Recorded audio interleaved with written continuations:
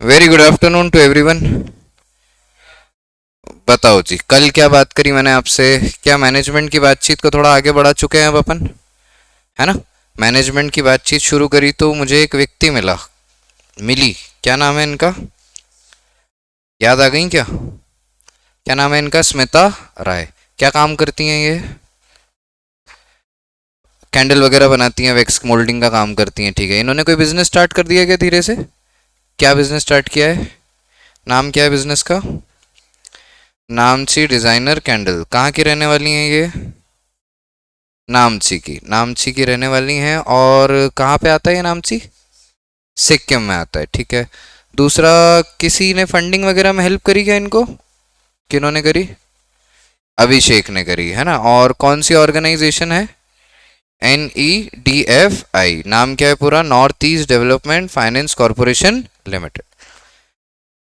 थोड़ा आगे बढ़े अपन तो अपने को एक चीज समझ में आई कि एक वर्ड मैंने निकाला था और मैं यहीं पे रुक गया। वो लाइन ये थी कि a day in Smita's life revolves around a series of interconnected task. तो कल की जो लास्ट बातचीत थी वो ये बातचीत थी कि सीरीज ऑफ इंटरकनेक्टेड टास्क और गोल्स का मतलब क्या होता है। तो मैंने फिर आपको पूरा चाय के एग्जाम्पल से और छोटे मोटे एग्जाम्पल से क्लियर किया था कि जब भी हम किसी प्रोसेस की बात करते हैं तो हम उसमें इनडायरेक्टली क्या बोलना चाहते हैं कि there is a series of interconnected task. जैसे चाय बनाना अपने आप में एक प्रोसेस है, तो उसमें छोटे छोटे इंटरकनेक्टेड क्या है? टास्क हैं।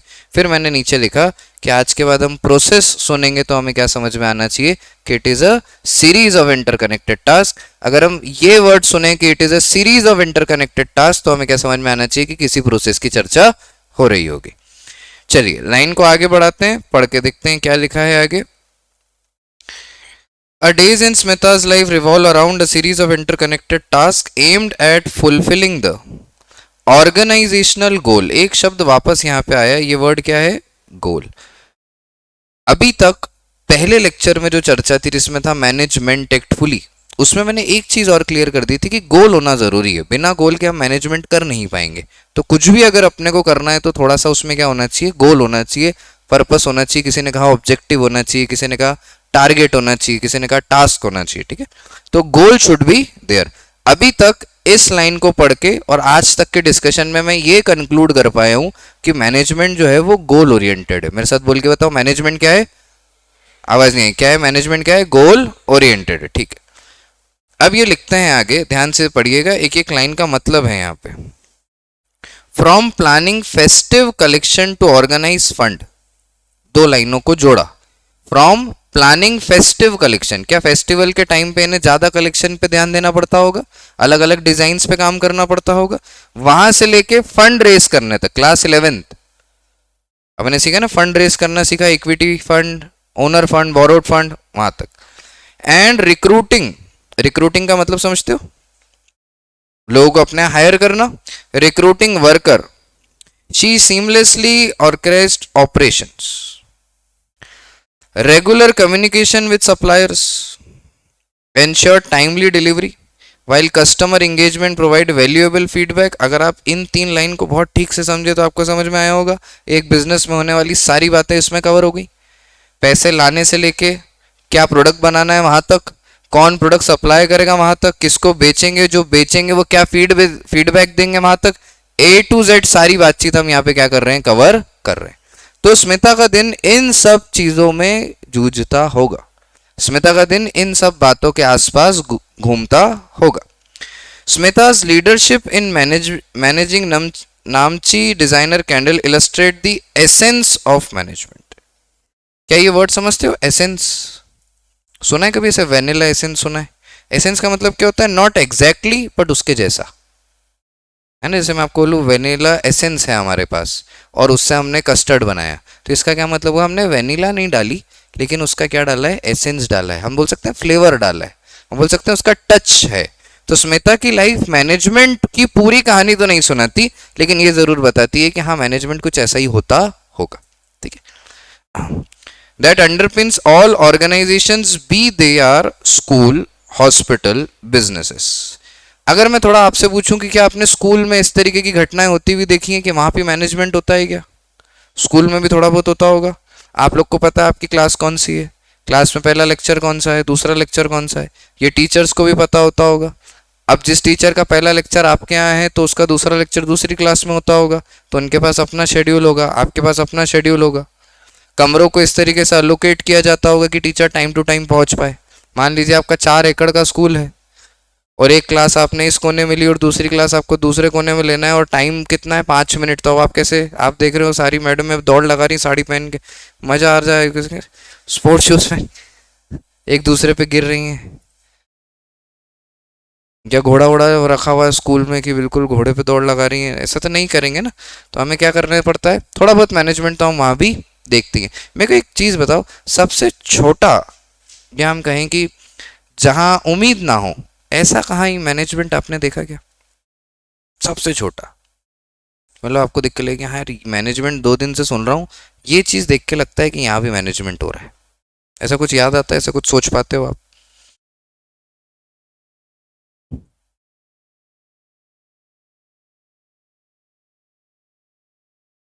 पानी बता से खाए कभी जीवन में? कभी नहीं खाए? खाए ही होंगे, विशेष ने तो खाए ही होंगे। नहीं, विशेष ने खाए कि नहीं? अरे यार, सानवी जी ने खाए, बहुत बढ़िया। तो मेरे को आप थोड़ा सा विजुअलाइज करके बता सकते हो कैसा दिखता है काउंटर, कैसा दिखता है? पानी बतासे वाले जो भैया हैं आदरणीय, उनका काउंटर कैसा दिखता है? जैसे उनके राइट हैंड साइड पे पानी का है ना मटका सा है, और सामने की तरफ उन्होंने पतासे रख रखे हैं, और थोड़ा पहले उन्होंने आलू रख रखा है, राइट? ऐसा ही कुछ है, इस तरफ कुछ रख रखा है उन्होंने सामान, मसाले अपने पास सजा रखे हैं, और फिर वो एकदम बीच में खड़े हैं, जो उनका काउंटर है उसके, आपको भी वो लेफ्ट साइड या राइट साइड अरेंज करते हैं बराबर। और आपको जब वो खिलाते हैं तो उनका एक रिदम है प्रॉपर, कि पहले क्या, मतलब पहले आलू डालना है, फिर पतासा लेना है, फिर जो भी उनका रिदम है, फिर वो आपको देते हैं। इस बीच में वो काउंट भी कर लेते हैं, ठीक है ना। और साथ ही साथ कुछ लोग ज़्यादा प्रो होते हैं तो क्रिकेट मैच भी देख लेते हैं कि मैच भी चल रहा है और काम भी हो रहा है, राइट। फिर वो आपसे पैसे भी उसी दौरान ले रहे हैं, तो एक तरीके से आप देखो तो ऑर्गेनाइज्ड है वो मामला। अगर वो हम काउंटर को थोड़ा सा देखें तो वो वेल ऑर्गेनाइज्ड है, उस आदमी के लिए तो ऑर्गेनाइज्ड है, मतलब उसने अपने हाथों के हिसाब से उसको ऑर्गेनाइज कर रखा है। सोचिए कोई लेफ्ट हैंडर हो तो वो मटका फिर यहाँ रख के यहाँ रखेगा क्योंकि उसको लेफ्ट हैंड से जमेगा, राइट। अब इसको थोड़ा चेंज कर देते हैं। मान लीजिए कि जो उसने पतासे हैं वो ऊपर रख रखे हैं काउंटर के ऊपर, जो पानी का ड्रम है वो कचरे के डिब्बे के पास में रख रखा है, और जो आलू हैं वो जेब में रख रखे हैं, चटनी दूसरी जेब में रख रखी है। अब वो कितना बढ़िया तरीके से खिलाएंगे ना, ऊपर से उठाएंगे, इधर से ऐसे करेंगे, पानी डालेंगे, जेब में से चटनी डाल रहे हैं, फिर आपको दे रहे हैं। This is how. अगर आप समझो तो वो छोटा सा पानी बतासे का स्टॉल भी क्योटिक दिख सकता है, क्योस वहां भी हो सकता है, लेकिन वह आदमी ने, छोटा ही काम है ना, लेकिन उसको कैसा कर रखा है, वेल ऑर्गेनाइज कर रखा है, वेल मैनेज कर रखा है। तो अगर हम थोड़ा ध्यान से देखें तो मैनेजमेंट एक छोटे से काउंटर पे भी दिखता है अपने को। आपके स्कूल में फेट वगैरह होता होगा तो आप लोग पर लगाते होंगे स्टॉल, तो आप 3-4 लोग मिलकर स्टॉल लगाते हो, तब भी आपको वो काउंटर को तो मैनेज करना ही पड़ता हो, कौन सा सामान कहाँ रखे, किस व्यक्ति को कहाँ पे खड़ा करें। भाई तू पैसे लेगा, नहीं इसको मत दो, ये पैसे में घपला कर देगा, ये सब भी तो आपको दिमाग लगाना ही है ना। तो अगर आप देखोगे तो मैनेजमेंट छोटी जगह पे भी मिल जाएगा आपको, ठीक। तो मैनेजमेंट बड़े स्कूलों में है, बड़े बिजनेस ऑर्गेनाइजेशन में है, तो छोटे काउंटर्स पे भी है, छोटी दुकानों पे भी है। अगर हम शू की शॉप में एंटर करते हैं तो वहाँ पे भी वेल फर्निश्ड शॉप हमको दिखती है ना। अगर उनका शॉप छोटी है तो उनका ऊपर एक गोडाउन होगा, वो नीचे से आवाज़ लगाते हैं, ऊपर से सामान आ जाता है। तो अगर आप इन सब चीज़ों को ऑब्जर्व करके देखो, अपन ऐसा बोल सकते हैं कि पैसे से सब हो जाएगा, ये सब चीज़ें कैसे लाओगे? पैसा सामान अरेंज करके देगा, सामान कहाँ रखना है और स्पीड कैसे बढ़ाना है ये तो आप डिसाइड करोगे ना। सोच पा रहे हो आप? पानी पता से आप डाल लो स्टॉल, मैं पैसे दे देता हूँ, पर ये जो मैनेजमेंट है कि पहले क्या होगा, कहाँ खोलेंगे, जगह का भी तो इंपॉर्टेंस होता है। जैसे सबसे अच्छी जगह कहाँ है पानी बतासे का स्टॉल डालने की? गर्ल्स हॉस्टल के सामने, है ना। ऐसे सर्विस क्लाइंट और आपका बिल्कुल नियर वो होना चाहिए, है ना। अरे बोलो भाई, पक्का। तो अगर हम देखने जाएंगे तो हमें छोटी छोटी जगहों पे भी मैनेजमेंट दिख जाएगा, क्या ये बात आप मानते हैं? ठीक। तो मैं एक लाइन बोलता हूं यहां से, आप रिपीट करेंगे मेरे साथ। अगर मेरे से कोई पूछे कि मैनेजमेंट कहाँ कहाँ है, तो मैं ये बोलूंगा कि मैनेजमेंट बड़ी ऑर्गेनाइजेशन हो या छोटी, क्या लाइन बोलूंगा, मैनेजमेंट बड़ी ऑर्गेनाइजेशन हो या हो छोटी, प्रॉफिट मेकिंग हो या फिर नॉन प्रॉफिट मेकिंग, ठीक है, मैन्युफैक्चरिंग हो या फिर ट्रेडिंग, सब जगह है मैनेजमेंट। कहाँ है, सब जगह है। इसके लिए मैं एक वर्ड आपको देता हूं आज, ये वर्ड है परवेसिव।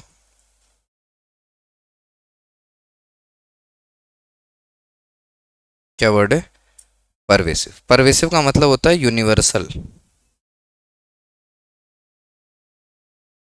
क्या मतलब होता है, यूनिवर्सल। तो जो चीज यूनिवर्सल हो, सब जगह हो, उसको हम क्या नाम दे देते हैं, परवेसिव। क्या ये वर्ड याद रख सकते हो। तो मैनेजमेंट इज परवेसिव। परवेसिव का मतलब क्या हुआ कि बड़ी ऑर्गेनाइजेशन हो या छोटी, प्रॉफिट मेकिंग हो या फिर नॉन प्रॉफिट मेकिंग, मैन्युफैक्चरिंग हो या फिर ट्रेडिंग, मैनेजमेंट हर जगह मिलेगा। तो स्कूल भी कवर हो गए, एनजीओज भी कवर हो गए, बड़े बड़े कंपनी कॉरपोरेट हाउस भी कवर हो गए, है ना, और नॉर्मल संस्थाएं भी कवर हो गई। Each and everything will be cover under the word pervasive. क्या ये बात समझ पाते हो।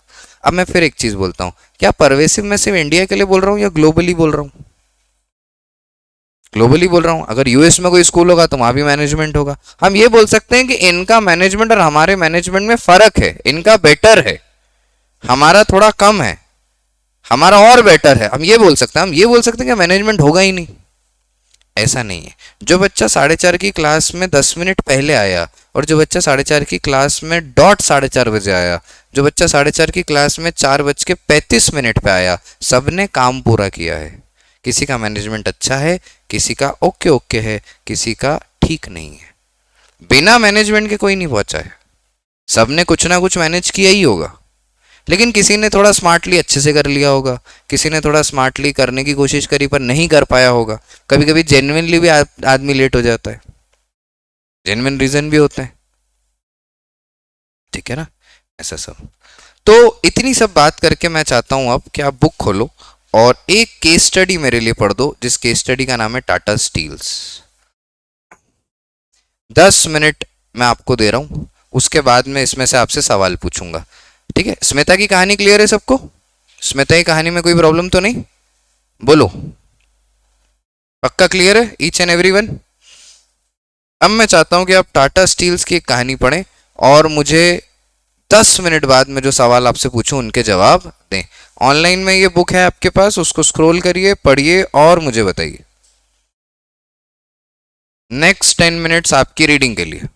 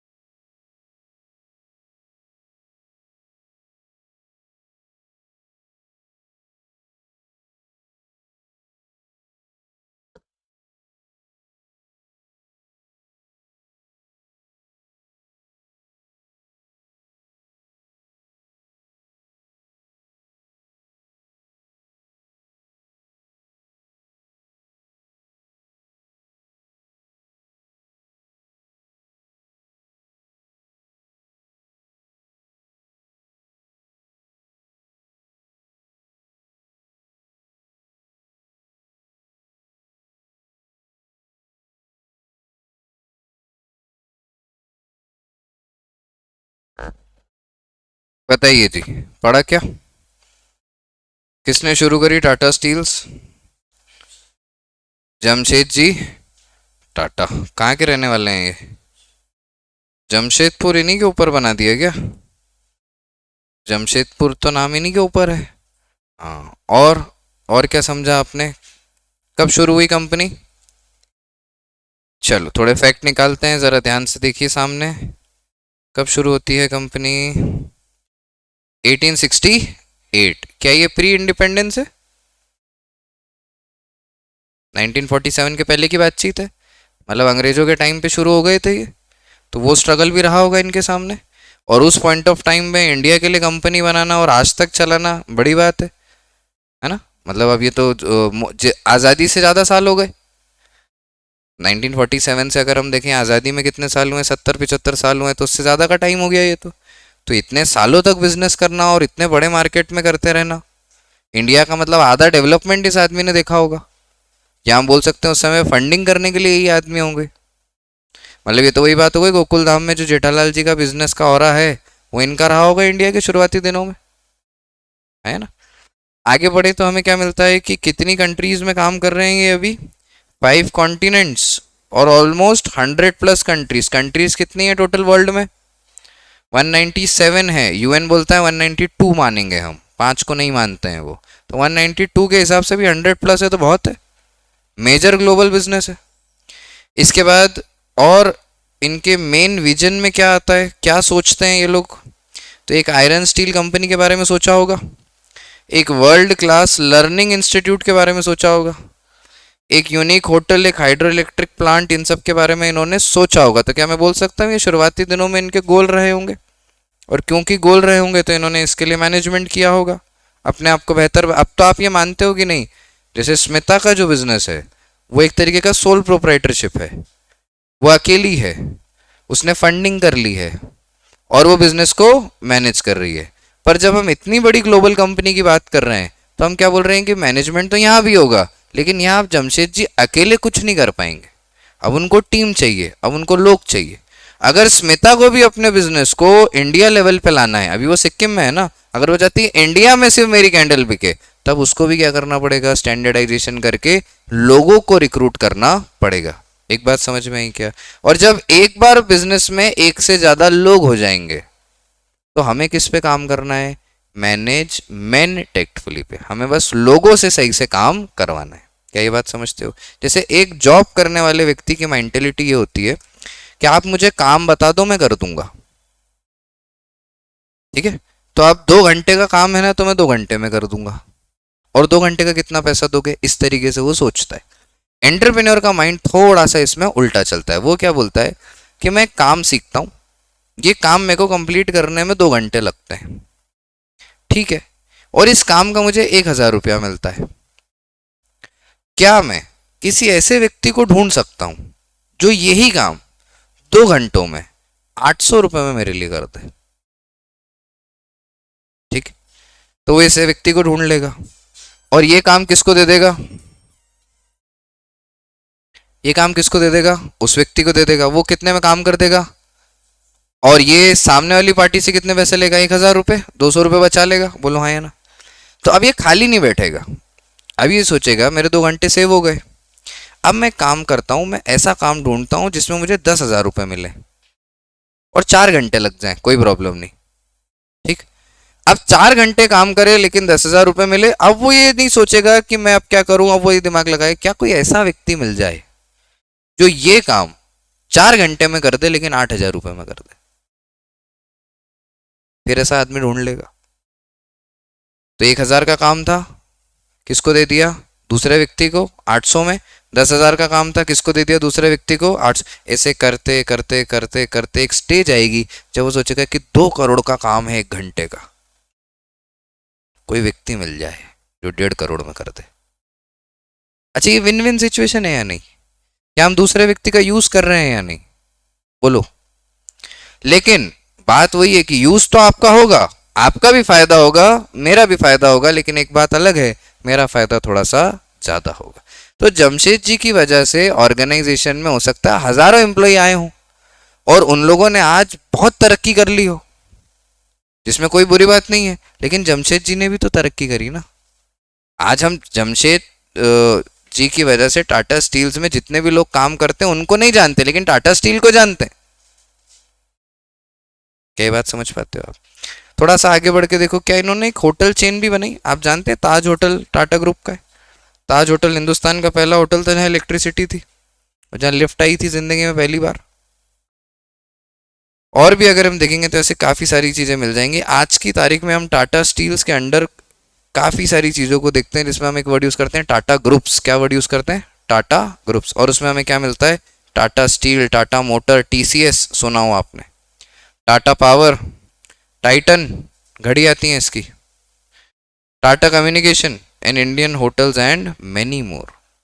मतलब आप डाइवर्सिफिकेशन देख रहे हो बिजनेस का। अच्छा, किसी बच्चे के मन में सवाल नहीं आता कि मेहुल भाई जो थोड़ी देर पहले आपने बात बोली, क्या ये आउटसोर्सिंग है?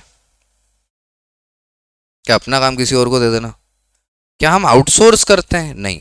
आउटसोर्स जब हम बोलते हैं, जब सामने वाले व्यक्ति को हम काम कैसे करना है ये नहीं बताते। जैसे आपकी शादी है तो आपने एक कोरियोग्राफर हायर किया, तो आप उसको डांस स्टेप नहीं सिखाओगे, आप उसको गाना बताओगे, डांस स्टेप वो बताएगा, राइट? तो ये क्या है? ये आपने उसको आउटसोर्स किया है। लेकिन आपके पास कोई पर्टिकुलर काम है और वो काम आप चाहते हो कि ये काम इसी तरीके से आप कर दो, तो इसके लिए हम एक वर्ड यूज करते हैं डेलीगेशन। क्या वर्ड यूज करते हैं? आवाज नहीं है मुझे। क्या वर्ड यूज करते हैं? डेलीगेशन। हम बोलते हैं ये काम मैंने आपको डेलीगेट कर दिया है, ये काम मैंने आपको क्या कर दिया है? डेलीगेट कर दिया है। तो इससे क्या पैदा होता है? इससे पैदा होता है एक रिश्ता, और ये रिश्ते का नाम होता है सुपीरियर सबॉर्डिनेट रिलेशनशिप। क्या नाम पैदा होता है? Superior subordinate relationship. मतलब ऑर्गेनाइजेशन में एक सुपीरियर होगा और एक उसका क्या होगा? सबॉर्डिनेट होगा। जैसे captain, vice captain, team, coach भी तो है ना, पर हमें कैप्टन की क्यों जरूरत है? क्योंकि फील्ड पे कोच नहीं है। फील्ड पे कोच काम नहीं आएगा, फील्ड पे कौन काम आएगा? कैप्टन काम आएगा। कैप्टन बहुत अच्छा है, महेंद्र सिंह धोनी जैसा बहुत बेहतरीन कैप्टन, लेकिन अगर उन्हें लगता है कि आशीष नेहरा जैसा कोई बॉलर है जिसका एक्सपीरियंस मेरे से ज़्यादा है और मुझे इनसे सुनना चाहिए, सीखना चाहिए, तो वो उसको भी एडवाइस करेगा। अब यहाँ पे ये मैटर नहीं करता कि आपकी पोस्ट क्या है, अब मैटर क्या करता है कि आपका गोल क्या है। तो मैनेजमेंट आपको सारे डायमेंशन सिखाएगा कि हायरार्की भी होना चाहिए, हायरार्की को कब यूज़ नहीं करना है, कब हायरार्की को ही यूज़ करना है, ये सब बातें हम इसमें करेंगे। क्या यहाँ तक समझ में आता है? बोलो जी। कितना कैपिटल हो गया आज की तारीख में? वैल्यूएशन कितना है? मार्केट कैपिटलाइजेशन है 103.51 बिलियन डॉलर। 16-17 का फिगर है ये। अभी तो देखेंगे और कितना है अगले साल जो रिपोर्ट आएगी उसमें। छोटे मोटे देशों की तो जीडीपी नहीं है इतनी। जीडीपी समझते हैं? पाकिस्तान की जीडीपी पूछो तो घबराते हैं, वो बताते नहीं टाटा वालों को। एक और ऐसे व्यक्ति मुझे बड़े पसंद है, जेफ बेजोस, कभी नाम सुना हो आपने तो, अमेजॉन कंपनी के। एक कंट्री है अपने यहाँ पे, क्यूबा करके, सुनी हो कभी? तो क्यूबा की जितनी जीडीपी होती है उनकी नेटवर्थ है नॉर्मली, मतलब जितना पूरा कंट्री कमाती है भैया अकेले कमाते। जिंदगी में इतना कुछ है देखने के लिए, और आदमी सीआईडी के मीम देख रहा है, बताओ। क्या यहाँ तक बात समझ में आती है? इन्हीं सब बातों में मैं एक बात गहरी अगली 6,500 करोड़ की लाइन आपके सामने रखना चाहता हूँ। ये पॉपअप होके आ जाएगी। क्या लिखा है जरा पढ़ के बताओ। Success does not come by chance, success come by a deliberate process called management. तो आज तक जितने भी लोग इस दुनिया में सक्सेसफुल हुए, ये आपको नहीं मिलेगी, ये आपको लिखना पड़ेगी। स्टिकी नोट लाते ना आप, तो उसमें लिखते, पर जब बुक ले आओगे तब लिखना। आज तक इस दुनिया में जितने भी लोग सक्सेसफुल हुए, वो लोग बाय चांस नहीं हो गए। मतलब यार ऐसे लक लग गया होगा, तुक्का बैठ गया, नहीं नहीं, बाय चांस नहीं है। सब ने एक प्रोसेस फॉलो करी है, और वो प्रोसेस क्या है? डेलिबरेट प्रोसेस, जिसका नाम क्या है? मैनेजमेंट। डेलिबरेट वर्ड का मतलब समझते हैं? डेलिबरेट वर्ड का मतलब होता है डिफॉल्ट। क्या मतलब होता है? कभी नया फोन खरीदा जीवन में? कौन सा फोन खरीदा? ईशु ने फोन खरीदा कभी नया? कौन सा? One plus. तो जब नया फ़ोन खरीदते हैं, सिम डालते हैं और बोलते हैं कि भाई मेरे को फ़ोन तो लगा जरा, तो अपने आप रिंगटोन बजती है। तो हम उसको जाके सेटिंग्स में देखेंगे तो उसके आगे लिखा होगा डिफ़ॉल्ट, मतलब ये डिफ़ॉल्ट रिंगटोन है, आप नहीं सेट करोगे तो भी ये बजेगी, है ना? तो कुछ चीजें डिफॉल्ट हैं, आप चाहो या ना चाहो करना तो है।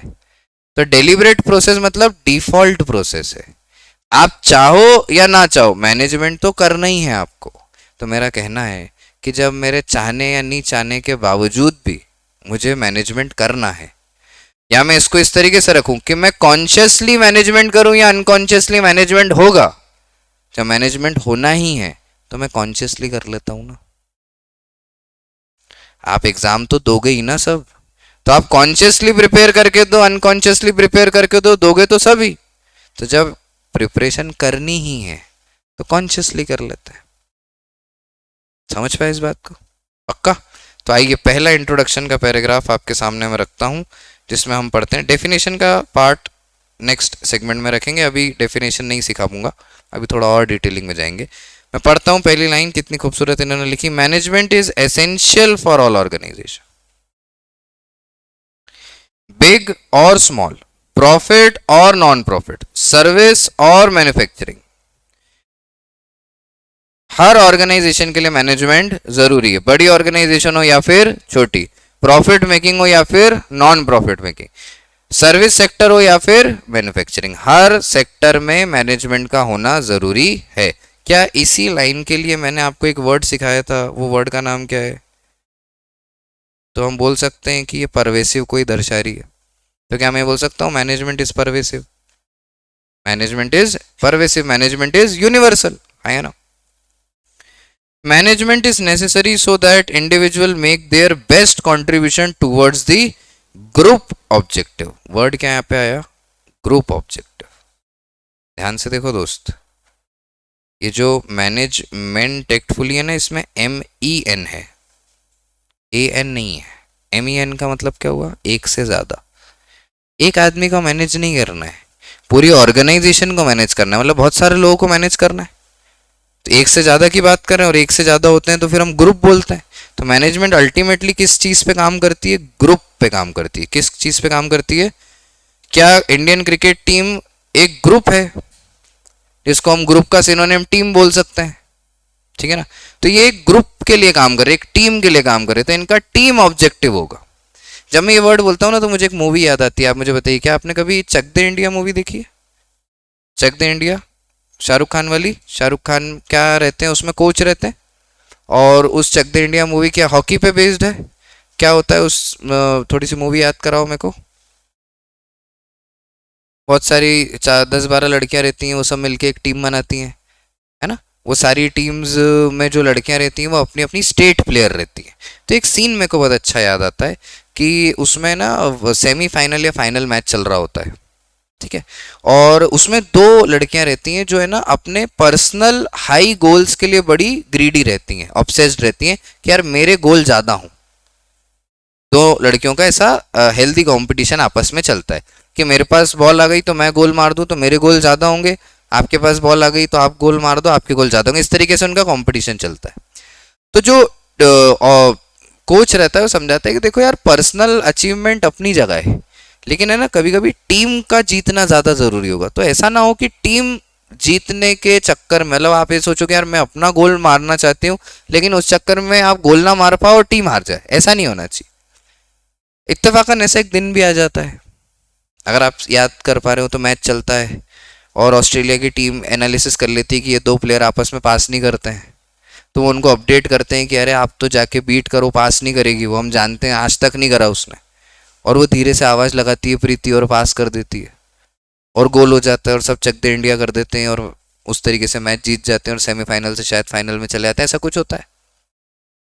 वहां पे मुझे समझ में आता है कि ग्रुप ऑब्जेक्टिव का मतलब क्या होता है। कि आपका पर्सनल गोल है माना, आपका पर्सनल गोल है माना, लेकिन जब आप एक ग्रुप में काम करते हो तो आपका मेजर पर्सपेक्टिव क्या होना चाहिए? ग्रुप गोल होना चाहिए। मतलब बार्सिलोना खेल रही है तो बार्सिलोना का जीतना जरूरी है, मेसी का गोल मारना ज्यादा जरूरी नहीं है। अब अगर मेसी बार्सिलोना को जिताने के लिए गोल भी मार दे तो वो बेस्ट प्लेयर भी है और बेस्ट टीम भी है। हम क्या सुनना चाहते हैं? बेस्ट टीम ही सुनना चाहते हैं ना, हम बेस्ट प्लेयर तो नहीं चुनना चाहते। एक और बहुत अच्छे प्लेयर है, AC मिलान करके एक टीम है बहुत पुरानी, मुझे बड़ी पसंद है। उसमें एक प्लेयर होते थे सटलांड करके, एक प्लेयर है बहुत बच्चे, इब्राहिमोविच नाम है उनका, बड़े लंबे से हैं, बड़े बड़े बाल हैं उनके, बहुत अच्छे प्लेयर हैं, बड़े एग्रेसिव है। पर एसी मिलान ने कभी बहुत हाई लेवल पे हाई स्कोर्स नहीं रखे। वो रियल मैड्रिड बार्सिलोना जैसी कैटेगरी में नहीं आई। अगर वो आती तो वो प्लेयर भी बहुत बड़े नामों में एक होता। आज भी बहुत बड़ा नाम है, लेकिन जो सक्सेस उनको, जितनी सक्सेस मेसी और इन लोगों को मिली, इनकी सक्सेस का एक मेजर कारण इनकी ऑर्गेनाइजेशन भी था। नेमार जैसे प्लेयर को इतनी ज्यादा सक्सेस ऐसे ही नहीं मिल गई। और आप देखो, जब जब इन्होंने बड़े क्लब छोड़ के छोटे क्लब ज्वाइन करे, इनका करियर भी हिलता है। वो एक लौता CR7 ही है जो कोई भी क्लब में जाए तो उसको बैलेंस आउट कर देता है। बाकी ये सब मतलब आप पुराना, आप अगर थोड़ा बहुत फुटबॉल समझते हो तो आपको समझ में आ रहा होगा कि मैं क्या कहना चाह रहा हूँ। जैसे रियल मैड्रिड में भी दो वो हैं, अगर आपको पता हो तो। एक एटलेटिको है और एक नॉर्मल है। तो एटलेटिको कोई छोटी मोटी टीम नहीं थी, बहुत बढ़िया टीम थी। वो कोई स्टार प्लेयर नहीं था, लेकिन उनके जो प्लेयर थे वो कंसिस्टेंट प्लेयर थे, वो क्लब ही नहीं छोड़ते थे। तो बड़ी बड़ी टीम उनको नहीं हरा पाती थी। ऐसी पुराने समय में एक टीम होती थी आर्सेनल करके। आज भी मैं फीफा खेलता हूँ तो मेरी टीम आर्सेनल ही है आज भी। तो अगर हम ध्यान से देखेंगे तो समझ में आएगा कि हमारे जो ऑर्गेनाइजेशनल गोल होते हैं ना, वो हमें बड़ा बनाते हैं। अगर इंडिया की एक ऑर्गेनाइजेशन है जो चाहती है कि हम इंडिया में बेस्ट कंपनी बने और आप उसके एक बड़े एम्प्लॉय हो, तो आप भी बाय डिफॉल्ट बड़े हो जाओगे। क्या ये बात समझ पा रहे हो? तो बहुत सारे लोग अपने लाइफ के करियर को इस तरीके से यूज करते हैं। इसको एक सिंपल लाइन में हम ये बोल सकते हैं कि ग्रुप ऑब्जेक्टिव हमारी संगत समझाते हैं। अगर मेरे ग्रुप में सारे ही बच्चे सीए करना चाहते हैं तो हमारा ग्रुप ऑब्जेक्टिव है सीए करना, तो हम एक दूसरे की हेल्प करेंगे, एक दूसरे को कट आउट नहीं करेंगे। अब हम लोग हेल्दी कंपटीशन में। क्या बात समझ पा रहे हो आप? अब यहाँ पे ही ह्यूमन साइकोलॉजी प्रॉब्लम क्रिएट करती है। बोलने में तो बहुत अच्छा लगता है कि हम सब दोस्त हैं, साथ रहेंगे, पर जलन भी होती है। इसलिए 3 इडियट याद करिए कि ऐसे तो सभी बच्चे हैं और कल सबकी एग्जाम है। अब 2 तरीके हैं फर्स्ट आने के, या तो आप सबसे ज़्यादा पढ़ लो या आप दूसरे को पढ़ने मत दो। तो आपने देखा होगा चतुर भाई नीचे मैगजीन खिसका देते हैं। अब अरे इसमें बुरी बात क्या है? कंपटीशन तो कट करना पड़ेगा ना। या तो मैं सबसे ज़्यादा पढ़ लूँ या फिर मैं दूसरे को पढ़ने ना दूँ। और बिजनेस में ज़्यादा दिमाग हम इस पर लगाते हैं कि हम दूसरे को ना करने दें, क्योंकि देखो कितना भी करेंगे कम तो है ही। हो जाता है ना कि मैंने तुम्हारे लिए इतना किया, क्या ये सब कम था? हाँ,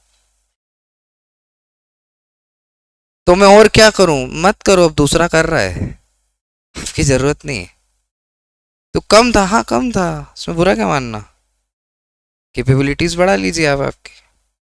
और यही बिजनेस का और धंधे का नियम है। मतलब आपने देखा होगा ना कि काफी सारे ऑर्गेनाइजेशन होती हैं, जैसे हिंदुस्तान में हमने देखा विधायक खरीद लेते हैं, पॉलिटिशियन इधर के उधर हो जाते हैं। कई बार आपने देखा होगा एम्प्लॉयज़ खरीद लेते हैं। जैसे मेरे को अगर 78 में बहुत अच्छा रेस्टोरेंट चलाना है तो मेरे को 78 में एम्बियंस पे काम थोड़ी करना है। मैं तो मैनेजमेंट वाला आदमी हूँ, मैं थोड़ी एम्बियंस पे खर्चा करूंगा। मैं पागल हूँ क्या दीवार पेंट करके 5 लाख रुपए खर्च कर दूँ और फिर उसको हर साल रिन्यू करूँ? और किसी दिन नगर निगम आके तोड़ दे तो 5 लाख रुपए ढूंढूं फिर, वो भी किराए की दुकान पे। पर आपने देखा होगा कैफेज कैसे बोलते हैं,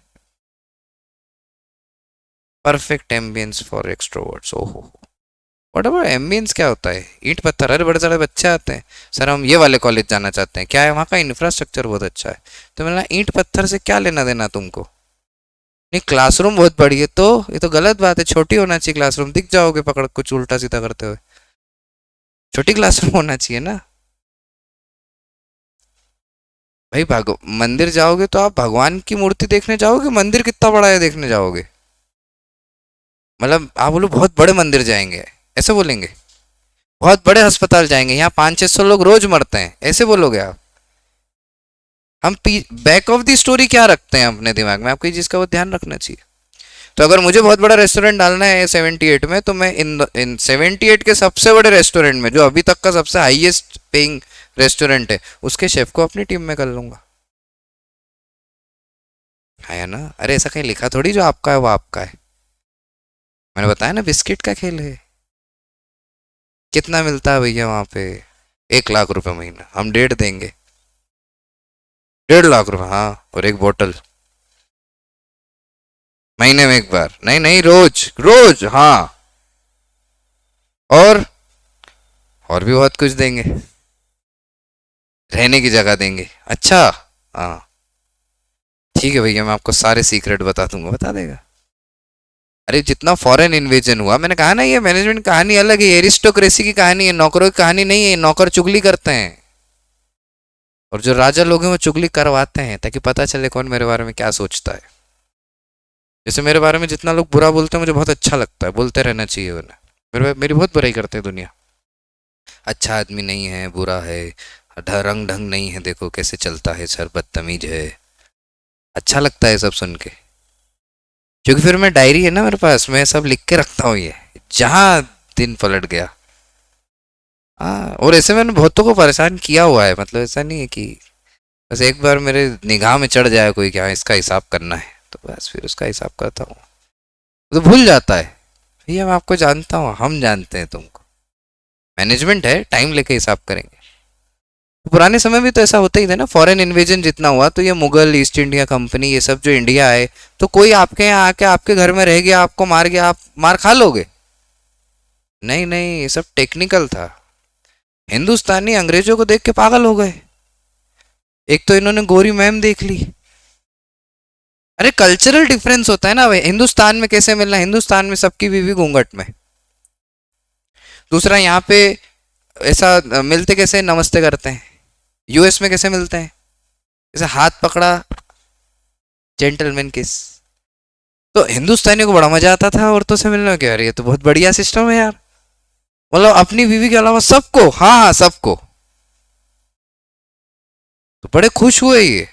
और दूसरा वो वहां से लाए वाइन, रम, बस भैया आप क्यों आए हैं, हमको मिर्ची चाहिए, मिर्ची के लिए ये सब लाओगे, हाँ आप रहो ना हमारे घर में रह लो।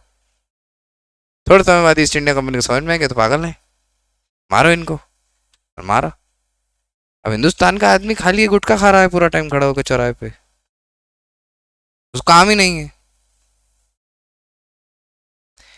इंडिया क्या कर रहा था उस टाइम पे, फिलोसफी पे काम कर रहा था। फिलोसफी पे कौन लोग काम करते हैं, जिनका पेट भरा होता है।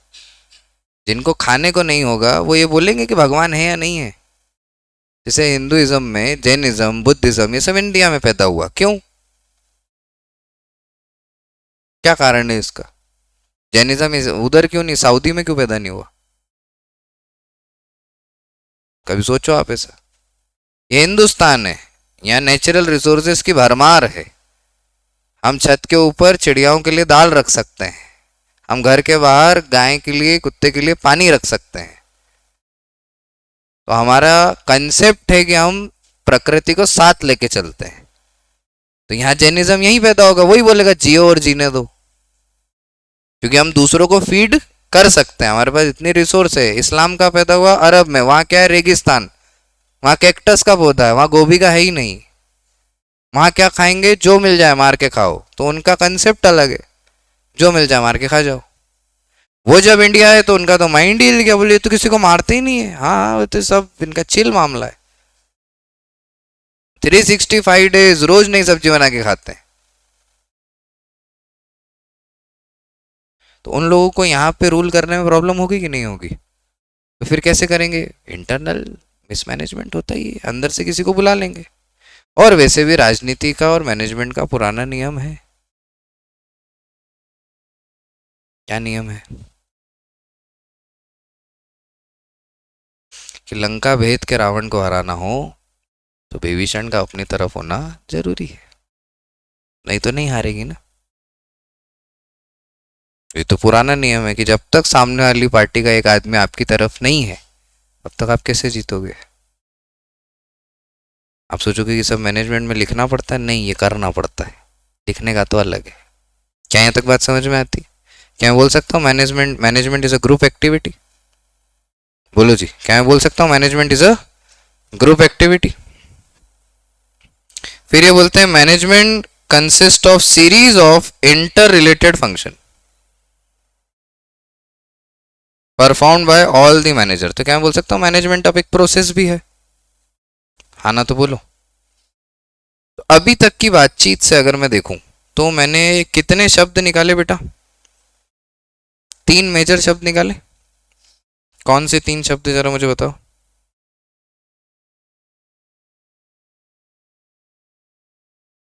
एक शब्द तो मैंने क्या निकाला? परवेसिव। परवेसिव का मतलब क्या है? मैनेजमेंट जो है वो कैसा है, यूनिवर्सल है। यूनिवर्सल का मतलब क्या हुआ, बिग ऑर्गेनाइजेशन हो या फिर स्मॉल, प्रॉफिट मेकिंग हो या फिर नॉन प्रॉफिट मेकिंग, ठीक है, मैन्युफैक्चरिंग हो या फिर सर्विस, सब जगह पे मैनेजमेंट आपको दिखेगा। दूसरा मैंने क्या बोला, मैनेजमेंट कैसा है, ग्रुप एक्टिविटी है। कैसा है, ग्रुप एक्टिविटी। क्या इससे भी आप सहमत हो? 100%। और लास्ट एक चीज मैंने और बोली कि मैनेजमेंट अपने आप में क्या है, प्रोसेस। और प्रोसेस का मतलब क्या है, सीरीज ऑफ इंटरकनेक्टेड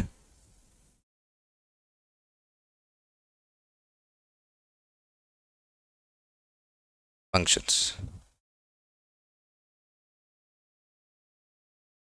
यहाँ तक ध्यान रखेंगे, पक्का?